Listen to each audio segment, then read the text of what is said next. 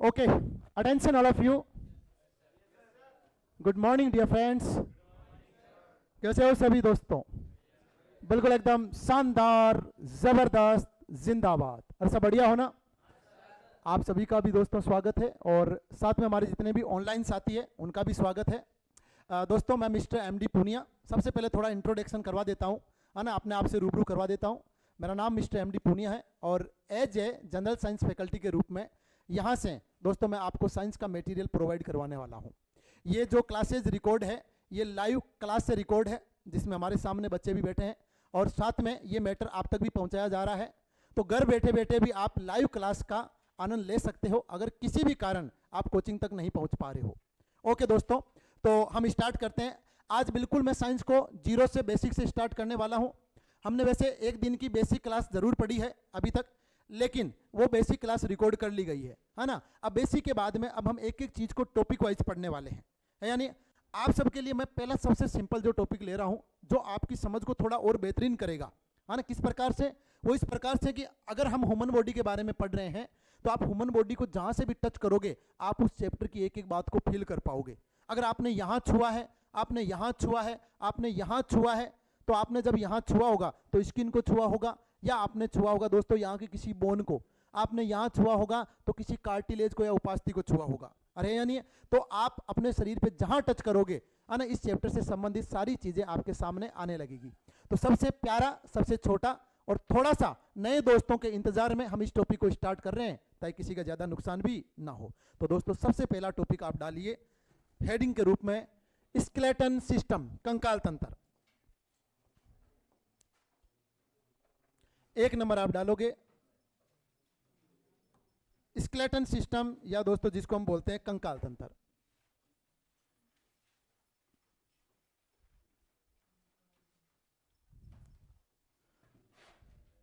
कंकाल तंत्र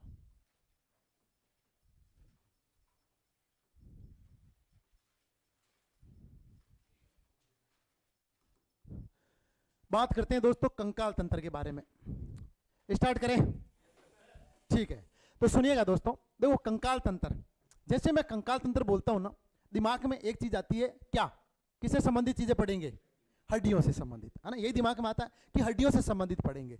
कल मैंने आपको जब दोस्तों कोशिका के संगठन का स्तर लिखाया था तब मैंने कहा था कि दोस्तों जो तंत्र होता है वो दो या दो से अधिक अंगों से मिलकर बना होता है, जबकि हड्डी तो क्या अपना आपके अंदर एक अंग है। भाई हड्डी तो केवल एक प्रकार का अंग हुआ है, तो इसका मतलब इसमें और भी बहुत सारी चीजें ऐसी इंक्लूड होती है, या तो आपने वो पहले पढ़ी नहीं होगी, या आपको पढ़ाई नहीं गई होगी, दिखाई नहीं गई होगी, इसलिए आपको ज्ञात नहीं है। तो इसी कारण से इस चैप्टर के अंदर हम बहुत सारी वैल्यूएबल चीजें पढ़ने वाले हैं जो आगामी चैप्टर के लिए बड़ी अपने लिए शानदार रहने वाली है।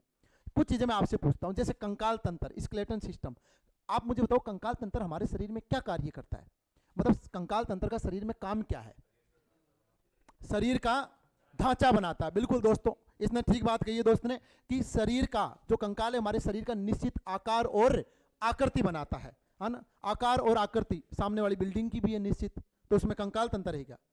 उसमें हड्डियां हैं क्या? तो और बताओ और क्या काम है? सहारा व मजबूती प्रदान करता है। बिल्कुल दोस्तों, जब लड़ाई होती है तो बोलते हैं इसकी हड्डियां तोड़, है ना, हड्डियां तोड़ इसकी।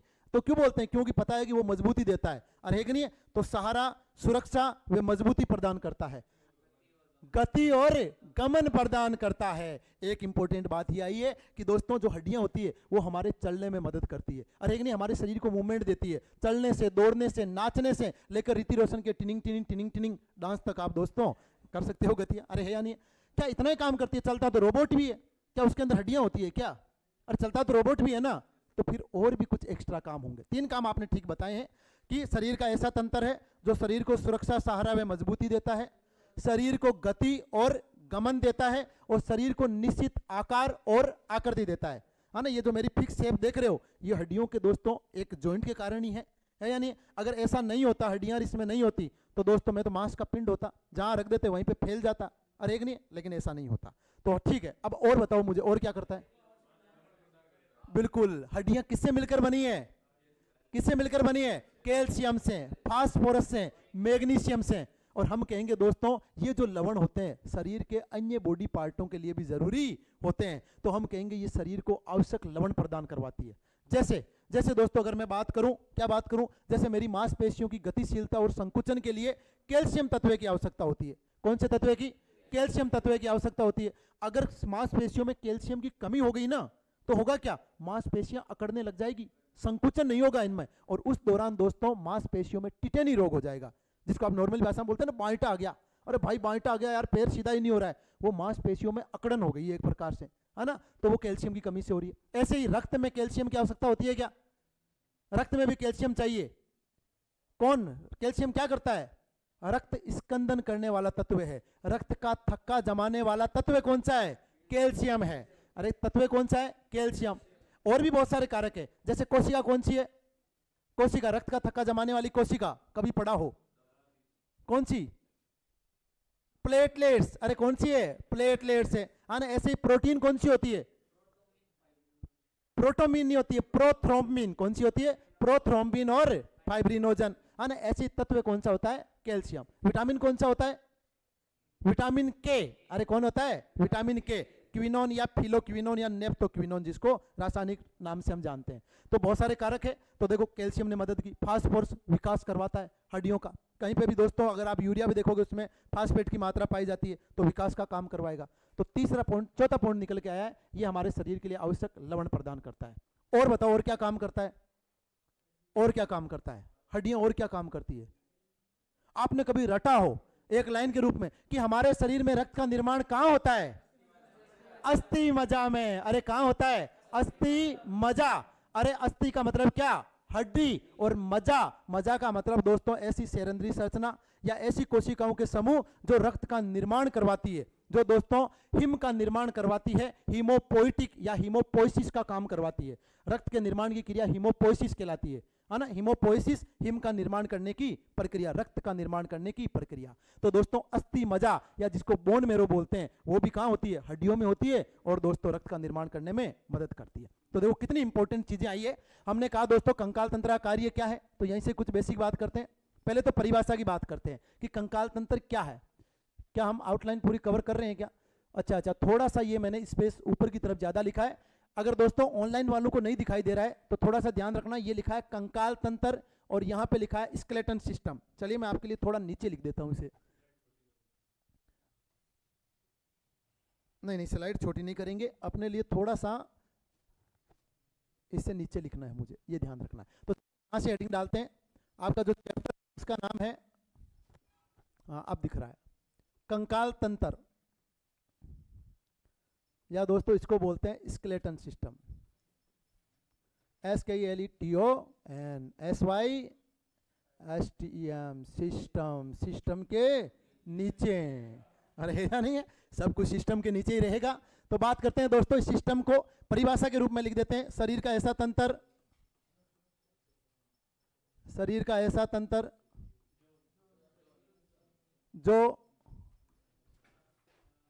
जो सुरक्षा, सहारा वे मजबूती प्रदान करता है, वे मजबूती प्रदान करता है। और यहां से बात करते हैं दोस्तों साथ में इसके अन्य कार्यों की भी। कंकाल के कार्य क्या क्या है? ये कार्य इसलिए लिखवा रहा हूं क्योंकि इनके कार्यों से कुछ इंपॉर्टेंट पॉइंट भी निकल कर आ रहे हैं। जैसे कार्यों की बात करें तो पहला कार्य हमने बोला, ये दोस्तों शरीर को निश्चित आकार व आकृति, गति व गमन प्रदान करवाता है। निश्चित आकार और आकृति भी देगा, है या नहीं? और दोस्तों गमन भी देगा, गति और गमन। अगर हड्डियां नहीं होगी तो दोस्तों हमारे शरीर में मांसपेशियां, हड्डियां नहीं होगी तो मूवमेंट नहीं होगी। फिर अगर वो नहीं होगी तो मुझे दोस्तों मांस का पिंड के रूप में आप जहां रख दोगे वहीं से बैठा बैठा मैं आपको टुकुर टुकुर देखता रहूंगा। अरे या नहीं है? वो ठीक बात नहीं है। तो इसी कारण से हमने कहा कि यह शरीर को निश्चित आकार व आकृति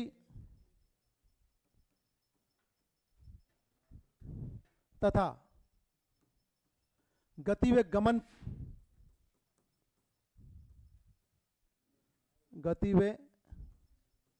गमन प्रदान करता है।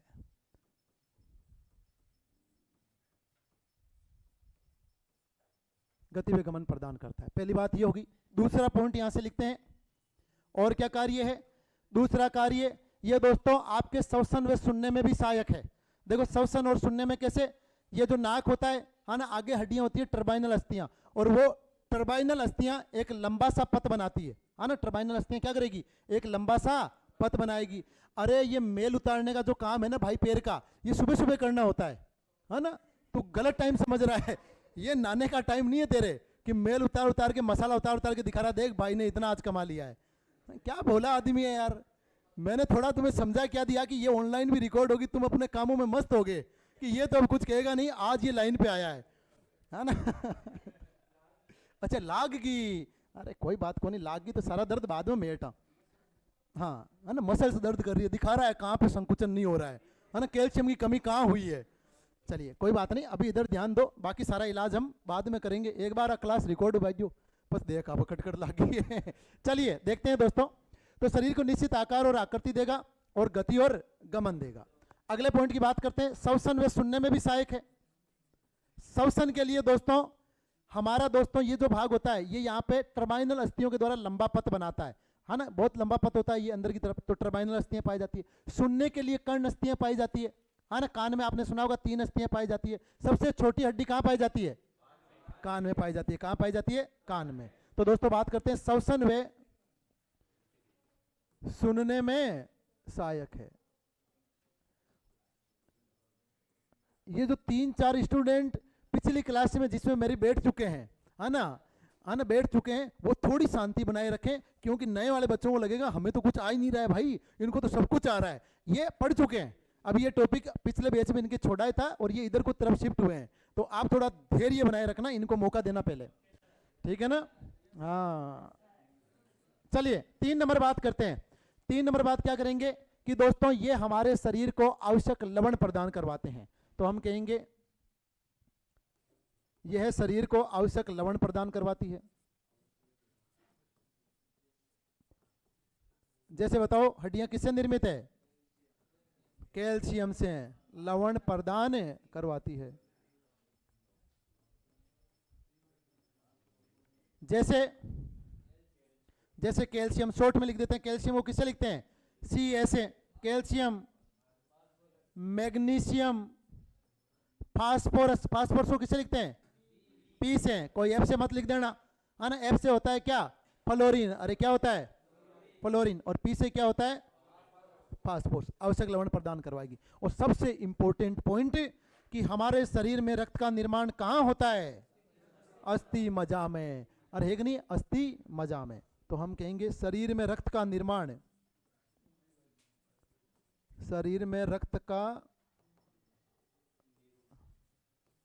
निर्माण नहीं, निर्माण। निर्वाण का तो मतलब होता है राम नाम सत्य है ना। निर्वाण स्थल, निर्वाण स्थल का मतलब समाधि स्थल, वो निर्वाण को प्राप्त हो गया। रक्त का निर्माण कहां होता है दोस्तों? अस्थि मज्जा में, बोन मेरो में। ये देखो अस्थि मज्जा में।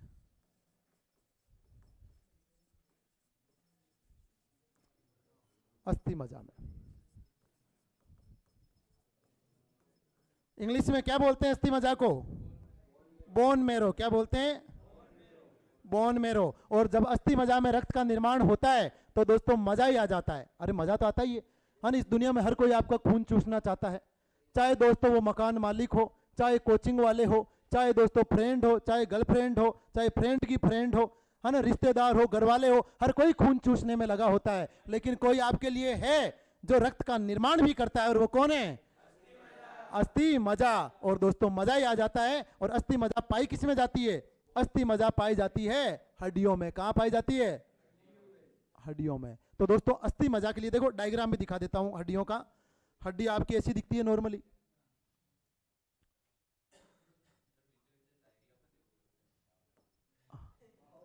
जरा धीरज रख रहे, सब चीजें धीरे धीरे आएगी। है ना, तू चाहता है कि एकदम अचानक से सारी चीजें आ जाए। जो जितना जल्दी जोश में आता है ना, उसका जोश उतना ही जल्दी ठंडा हो जाता है। सुना, उसकी लुगाई छोड़ के भाग जाती है फिर, है ना। तो है ना, जोश बनाए रख। वो कहते हैं ना कि जरा सब्र तो कर मेरे यार, जरा सांस तो ले दिलदार, जरा साइंस का सीख ले सार, तू बनेगा साइंस में चैंपियन ये कहेगा ये संसार। पर होले होले होले होले हो जाएगा प्यार, साइंस से भी होले होले हो जाएगा प्यार, है ना। तो थोड़ा धीरज रखो। अभी तो स्टार्ट किया है। चलिए देखो, बोन ऐसी दिखती है जैसे मान लो ये आपकी कोई हड्डी है शरीर की, ये इस प्रकार से कोई बोन है, हड्डी है। तो देखना, सुनिएगा, इसके दोस्तों 3 भाग होते हैं वैसे रियल में। ये देखो, इसके 3 भाग होते हैं। कौन कौन से होते हैं सुनना। बाहर की तरफ जो भाग होता है ना, बाहर की तरफ, पहले तो हड्डी के शरीर के सभी अंगों के बाहर की तरफ परत पाई जाती है अलग अलग। जैसे फेफड़ों के बाहर जो परत मिलती है उसको बोलते हैं प्लूरा। क्या बोलते हैं? प्लूरा। इसी प्रकार से हृदय के बाहर की ओर जो परत मिलती है उसे बोलते हैं क्या? उसको क्या बोलते हैं? हृदय को बोलते हैं कार्डियो, तो उसे बोलेंगे पेरिकार्डियम। क्या बोलेंगे? पेरिकार्डियम। और अभी हड्डी को मैं कहूंगा, हड्डी को बोलते हैं ओस्टियो, तो इसके चारों ओर जो परत मिलेगी वो होगी पेरिओस्टियम। क्या होगी? पेरिओस्टियम। तो ये देखो, इसके बाहर की तरफ तो दोस्तों परत मिलेगी, ये देखो बाहर की तरफ परत मिल रही है, इसका नाम तो होता है पेरिओस्टियम।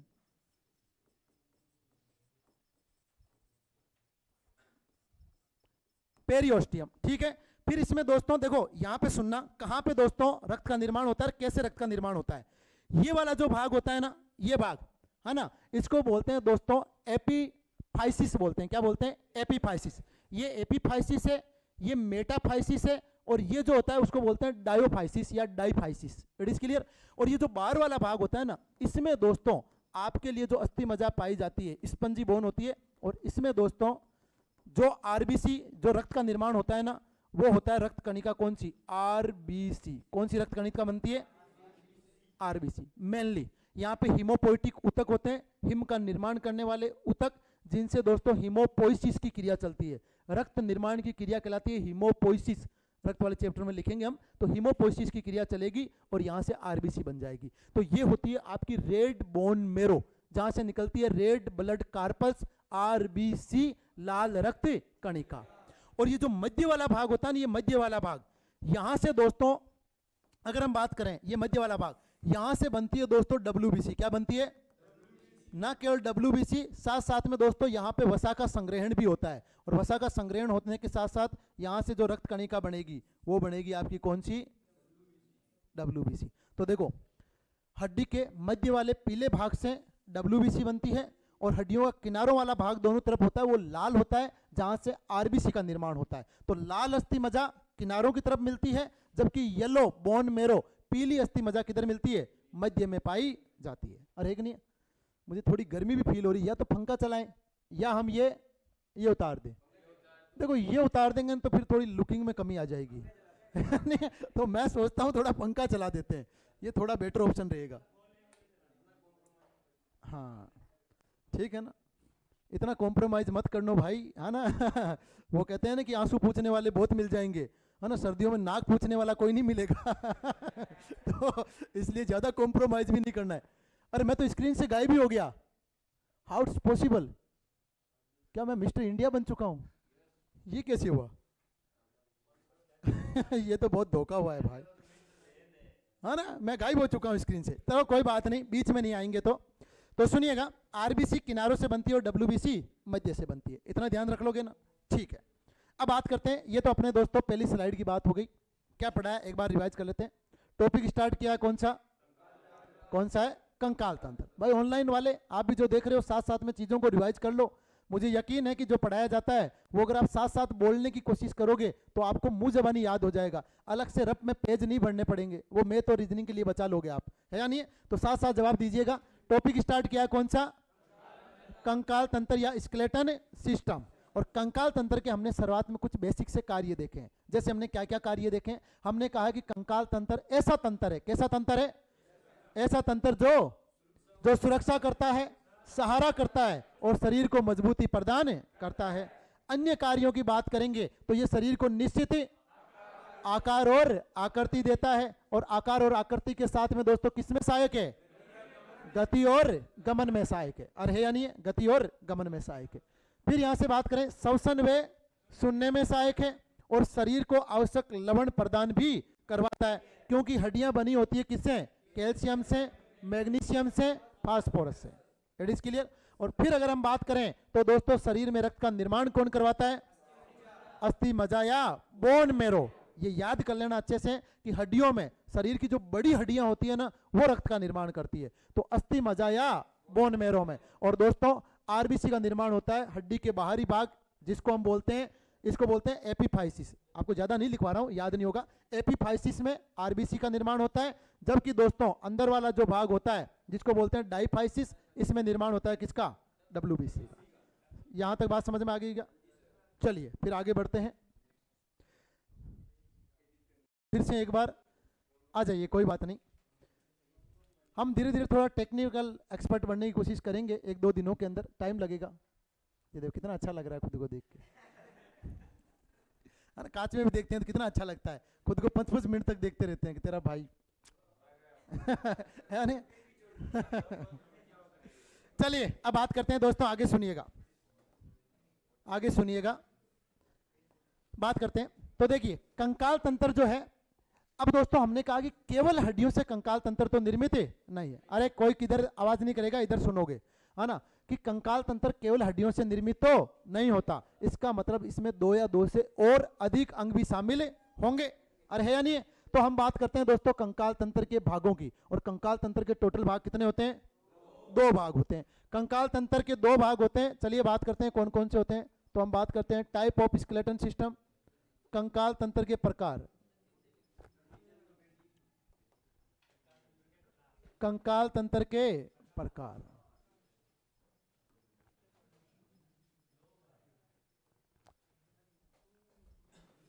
कंकाल तंत्र के प्रकार और कितने होते हैं? 2। दोस्तों जो पहला कंकाल तंत्र है उसका नाम है बाह्य कंकाल। क्या है? बाह्य कंकाल तंत्र। और जो बाह्य कंकाल तंत्र होता है ना, इसको इंग्लिश में बोलते हैं एक्जो। देखो हमेशा ध्यान रखना, साइंस में बाहर के लिए या तो एक्जो शब्द काम में आता है या एपी काम में आता है। क्या काम में आता है? एपी। जैसे एपिडर्मिस, एपिडर्मिस मतलब बाहर की त्वचा की परत हो जाएगी, एपिडर्मिस है यानी। ऐसे एपी शब्द जहां जहां आएगा वो आपको बाहर के लिए बताएगा। दूसरा एक्जो, एक्जो मतलब कहीं पे बाहर निकलने के लिए एग्जिस्ट लिखा होता है ना, एग्जिस्ट कि इधर से निकले, तो बाहर का मतलब एक्जो। तो यहां से बनेगा एक्जो स्केलेटन। क्या बनेगा?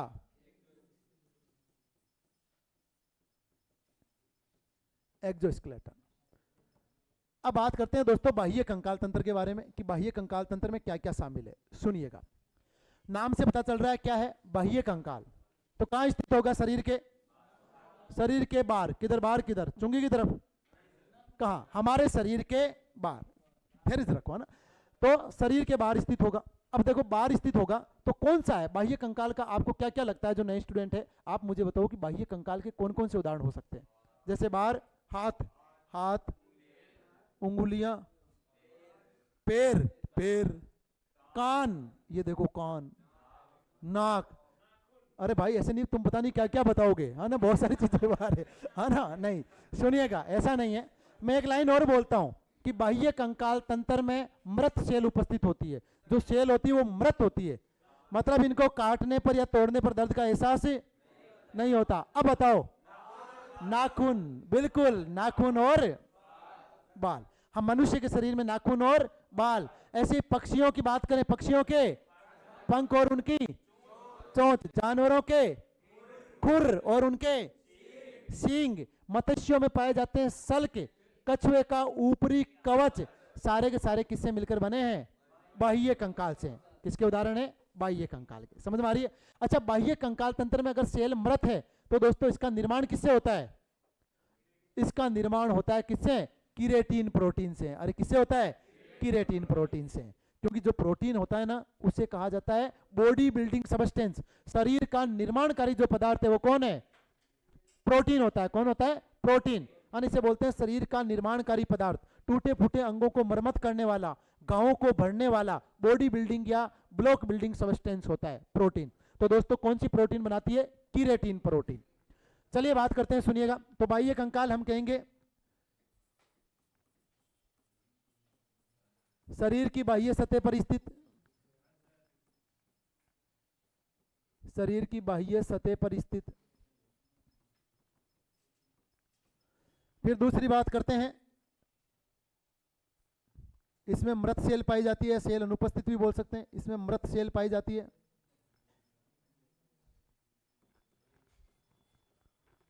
अच्छा, मृत सेल जो पाई जाती है ना, उसका कारण क्या होता है कि शुरुआत में तो सेल से ही बनता है, लेकिन जब इसके अंदर ये क्रिएटिन जम जाता है ना आकर, हाँ, तो उस दौरान दोस्तों वो सेल तो मृत हो जाती है और ये जो संरचना भी होती है वो भी लगभग मृत ही हो जाती है ना। इसके अंदर केवल प्रोटीन मिलता है, ये सेल नहीं है, तो ये संरचना भी क्या हो जाएगी? मृत ही हो जाएगी। समझ में आ रही है बात? संरचना मृत हो जाएगी, क्योंकि ये जो क्रिएटिन होता है ना, ये दोस्तों यहाँ आकर जमकर फिर क्या करता है, हमारी दोस्तों यहाँ की सतह को मृत भी कर देता है, इनको मृत भी कर देता है, इनको दोस्तों वाटर प्रूफ भी बना देता है, जल रोधी भी बना देता है और वायु रोधी भी बना देता है ना। जल रोधी का ही फायदा है, देखो क्या है, वाटर प्रूफ है हमारी बॉडी, पता है ना वाटर प्रूफ है। कैसे? कोई ऐसा तो नहीं हुआ कि कोई बारिश में निकला हो और बारिश आई हो और वो जैसे ही भीजा अंदर पानी भर गया हो ऐसा तो नहीं हुआ ना कि बारिश में दोस्तों हमारे शरीर के अंदर पानी चला जाता है, नहीं होता। इसका मतलब जो ऊपर वाली त्वचा होती है ना, वो मृत होती है। हमारी जो स्किन होती है ना, स्किन की टोटल 5 लेयर होती है, 5 परतें होती है, जिसमें ऊपर वाली जो दोस्तों बाहर की तरफ डर्मिस दिखाई देती है, एपिडर्मिस, वो मृत होती है। समझ में आ रही है बात? और जो वो मृत होती है वो आपकी शरीर को वाटर प्रूफ बनाती है, साथ में वायु अवरोधक भी बनाती है। कहीं ऐसा भी नहीं हुआ कि दोस्तों आप बाहर गए और हवा आई और हवा आपके अंदर घुस गई हो और आप उड़ गए हो, ऐसा भी नहीं होता ना, हवा भी अंदर नहीं जाती। तो इसी कारण से दोस्तों मृत संरचना पाई जाती है। फिर हम कहेंगे निर्माण किससे होता है? तो बाह्य कंकाल क्रिएटिन प्रोटीन से बना होता है। बाह्य कंकाल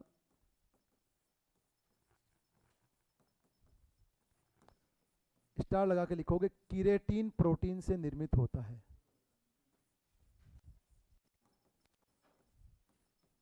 कीरेटिन प्रोटीन से निर्मित होता है। ये लीजिए दोस्तों, कीरेटिन प्रोटीन अंडरलाइन कर लेना इसको थोड़ा, प्रोटीन पाई जाती है, ठीक है ना। और एग्जाम्पल की बात करें दोस्तों बाह्य कंकाल के, तो आप एग्जाम्पल अब समझ चुके हो। जैसे मनुष्य में देखो, मनुष्य में अगर हम बात करें, त्वचा की बाह्य परत, पहली बात त्वचा की बाह्य परत, बाहरी परत जिसको बोलते हैं क्या? एपिडर्मिस। क्या बोलते हैं? एपिडर्मिस। फिर बात करते हैं दोस्तों हमारे नाखून, बाल, ये बात हो गई। और बात करते हैं दोस्तों पक्षियों के, पक्षियों में पंख वे चोंच, है ना, चोंच पाई जाती पक्षियों में है। सबसे ज्यादा चोंच लड़ाता मनुष्य है या नहीं है? चलिए और बात करते हैं यहां से जानवरों में कुछ खुर, तो दोस्तों खुर तो मनुष्य में भी पाए जाते हैं। नाखून नहीं काटते, किसी किसी के नाखून तो खुर से भी डेंजर होते हैं भाई साहब, जुराब फाड़ के निकल जाते हैं। अरे एक नहीं है तो पैरों के अंदर जो नाखून है कटिंग करते रहा करो। जानवरों में जो खुर होते हैं वो भी नाखून ही है, बस इतना ही फर्क है कि वो नॉन पॉलिश नहीं लगाते इनको, है ना जानवरों में खुर व सींग। और एग्जाम्पल की बात करें, यहां से कवर कर रहा है अभी तो इधर से। और एग्जाम्पल की बात करें, मत्स्यों में सल्क,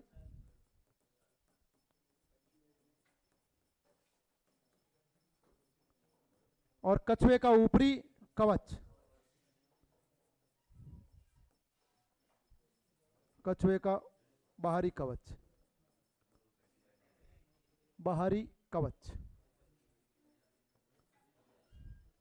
बाहरी कवच। अरे दोस्त क्लास में बैठे हो ना, आपस में चर्चाएं बंद करो आप, सुनिएगा। तो दोस्तों यहां से हमने बात की है, सुनिएगा, यहां से हमने बात की है कंकाल तंत्र के टाइप की। कितने टाइप होते हैं? 2 टाइप होते हैं। कितने टाइप होते हैं? 2। पहला कंकाल तंत्र कौन सा है आपका? बाह्य कंकाल तंत्र, इंग्लिश में क्या बोलते हैं? एक्सोस्केलेटन। क्या बोलते हैं? एक्सोस्केलेटन। सिंपल है, कहां पाया जाता है? शरीर की बाह्य सतह पर पाया जाता है। सेल कैसी पाई जाती है? मृत। और इसका निर्माण किसके द्वारा होता है? किरेटिन प्रोटीन के द्वारा। और इसके एग्जाम्पल अगर हम देखते हैं तो मनुष्य में बाहरी त्वचा की परत, और इसको क्या बोलते हैं? एपिडर्मिस। क्या बोलते हैं? एपिडर्मिस। साथ में नाखून, साथ में बाल, जानवरों के सींग और उनके खुर, पक्षियों के और उनकी चोंच। साथ में हमने दोस्तों यहां से बात की है कछुए का बाहरी कवच या ऊपरी कवच, सारे इसी में शामिल है। उभयचरों के अंदर जो मेंढक उभयचर होते हैं उनके अंदर दोस्तों एक्सोस्केलेटन नहीं पाया जाता है, ये ध्यान रखना है ना। ये क्वेश्चन एक बार एसएससी सीजीएल के लेवल पे पूछा गया है कि निम्न में से किसमें बाह्य कंकाल अनुपस्थित होता है। फिर उसने ऑप्शन दिया था स्तनधारी। स्तनधारी में कौन आते हैं? अरे हम स्तनधारी है ना, स्तन है हमारे अंदर, तो दोस्तों स्तनधारी हम हुए, ठीक है, मनुष्य। ऐसे पूछा गया। दूसरा ऑप्शन था मत्स्य। मत्स्य कौन होते हैं?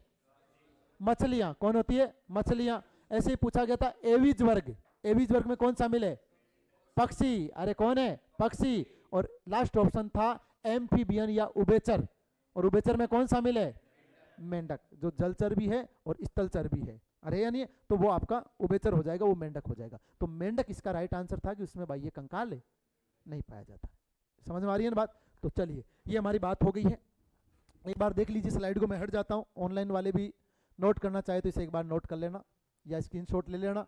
बाकी आपको साथ में मेरे द्वारा नोट्स अवेलेबल करवा दिए जाएंगे, जो भी पढ़ाया जाएगा वो आपको पीडीएफ के रूप में प्राप्त हो जाएगा। चलिए आगे बढ़ते हैं दोस्तों, सुनिएगा। तो ये हमने यहाँ तक बात की। अच्छा, यहाँ से मैं आपको देखो कुछ शब्द देता हूँ, है ना, मिलते जुलते शब्द है जो आपने पहले सुने होंगे, है ना, लेकिन कहीं ना कहीं आपको उनमें कंफ्यूजन हो सकता है कि ये शब्द मिलते जुलते हैं लेकिन इनमें फर्क क्या है। कुछ शब्द लिख रहा हूँ आपके सामने, जो पहले पढ़ चुके हैं वो शांत रहेंगे और जो नए बैठे हैं वो अपना थोड़ा दिमाग लगाएंगे। जैसे देखो, मैं कुछ यहाँ पे आपके लिए इंपॉर्टेंट पॉइंट लिखाता हूँ।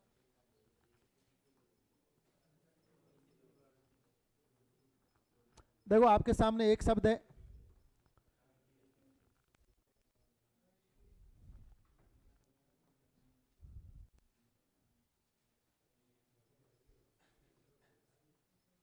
पहला शब्द मैंने लिखा है क्रिएटिन।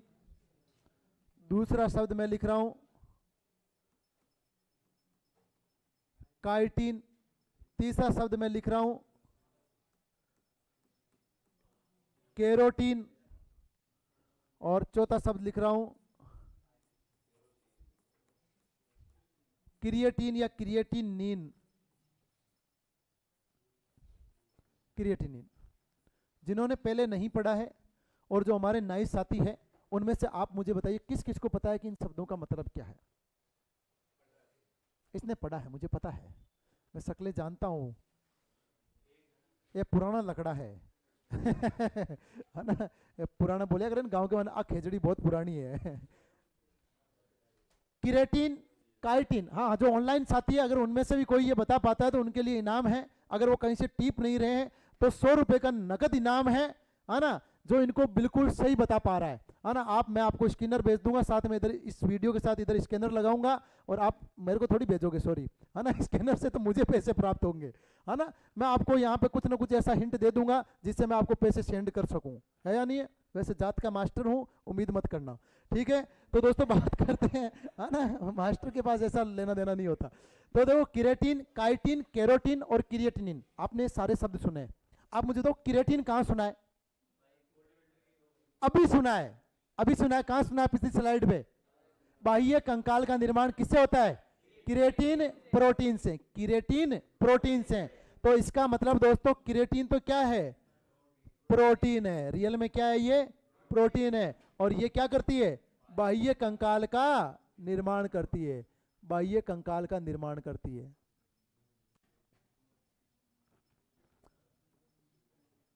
देखो, भले ही हो सकता है ये चैप्टर मैंने पहले बहुत ही सरल सा उठाया है, लेकिन मैंने पहले भी कहा था इसमें कंसेप्ट वाली चीजें बहुत अच्छे लेवल की आएगी। ये चीजें आप आगे अलग अलग जगह पढ़ोगे, लेकिन कहीं ना कहीं यहाँ पे आप साथ में अपना कंफ्यूजन दूर कर लोगे। बताओ काइटिन क्या होता है? काइटिन, काइटिन जब आपको मैं पोषक पदार्थ पढ़ाऊंगा, आज ही बता देता हूं, अगला चैप्टर जब पोषक पदार्थ पढ़ाऊंगा तब मैं आपको पढ़ाऊंगा जटिल कार्बोहाइड्रेट। और जटिल कार्बोहाइड्रेट के अंदर जब मैं आपको लिखाऊंगा तो मैं लिखाऊंगा सेल्यूलोज, काइटिन, ग्लाइकोजन, स्टार्च, ऐसे नाम लिखाऊंगा। तो काइटिन वहां पाया जाएगा और काइटिन होता है दोस्तों जटिल कार्बो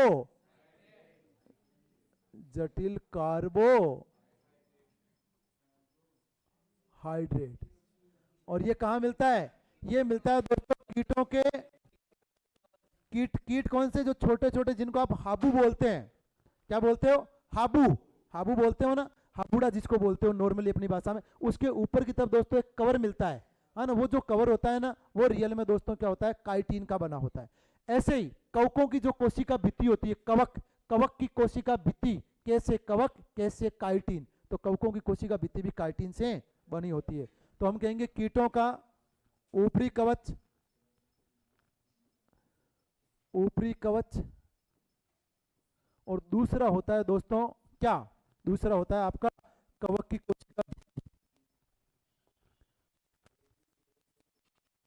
कवक की सेल वॉल, कोशिका भित्ति।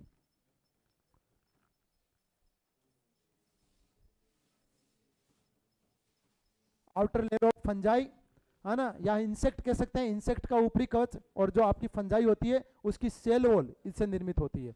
फिर बात कर सकते हैं केरोटीन। केरोटीन क्या होता है?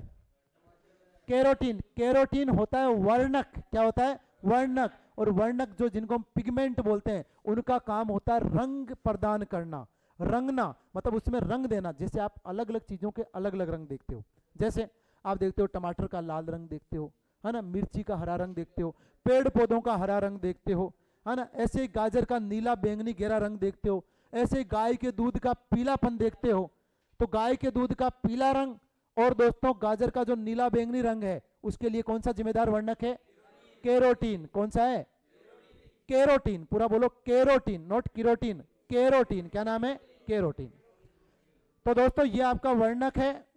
और वर्णक कौन होते हैं? जो रंग प्रदान करते हैं,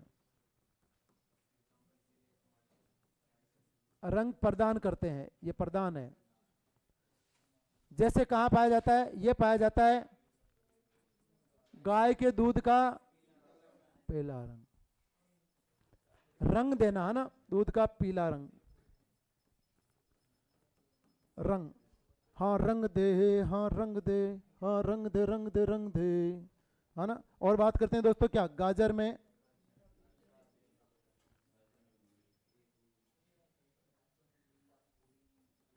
हाँ, मतलब जो भी वो रंग होता है डार्क में दिखाई देता है, बैंगनी रंग, लाल भी, थोड़ा हल्का लाल भी दिखाई देता है। और लास्ट है आपका क्या शब्द? क्रिएटिनिन। कौन सा शब्द है?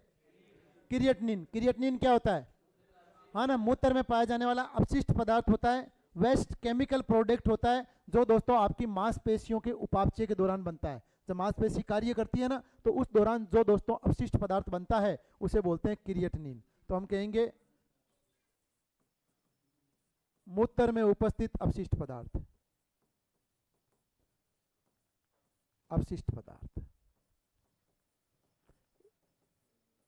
ये जो क्रिएटिनिन होता है ना, इसका निर्माण मूत्र में तब ज्यादा दिखाई देता है जब एक तो हम हार्ड वर्क ज्यादा करते हैं, मेहनत का काम ज्यादा करते हैं, मांसपेशियों का, जिम करते हैं, दौड़ भाग करते हैं, या दोस्तों कहीं पे बेलदारी कर रहे हैं, है ना, तब यह आपको ज्यादा दिखाई देता है। It is clear. दूसरा, जैसे जो महिला होती है, जो प्रसव करने वाली होती है महिला, है ना, गर्भवती महिला होती है, उसके अंदर भी इसकी मात्रा ज्यादा होती है। या जब बच्चे बीमार होते हैं, है ना, बीमार होने के दौरान भी दोस्तों उनके अंदर इसकी मात्रा ज्यादा दिखाई देती है मूत्र में। तो ये आपका वेस्ट केमिकल प्रोडक्ट है।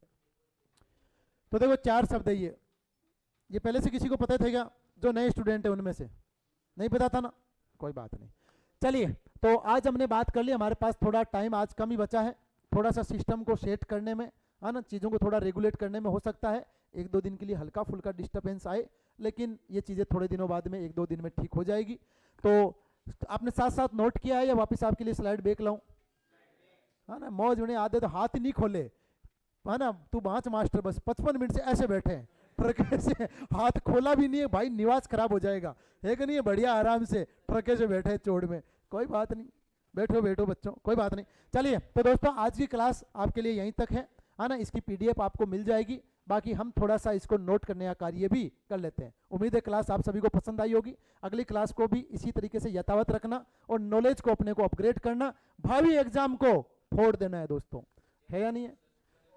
चलिए, सभी को जय हिंद। आप नोट कर लीजिए। अब देख लूं क्या? ये लो।